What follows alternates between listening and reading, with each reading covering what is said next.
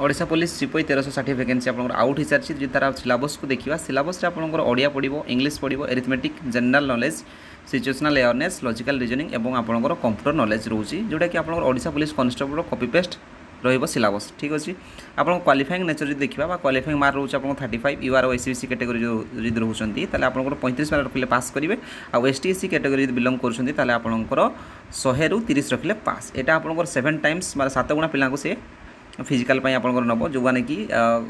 रिटिन qualify करुँच रिटिन कौन कौन आस mark परीक्षा हम ना 100 मार्क परीक्षा हम 120 मिनट 2 घंटा समय मिले जब भूल करें आपंकर 0.25 मार्क कटो आ फिजिकाल रोचे आपंकर 1.6 किलोमीटर रनिंग जोटा कि 6 मिनट रहा ब्रॉड जंप रो 13.5 फुट पाखापाखि रोचे आउ जो रहा हाई जंप आपंकर 4.5 फुट ठीक अच्छे एप्लाय आपंकर 23 सेप्टेम्बर पाखु अक्टोबर 13 जाए रही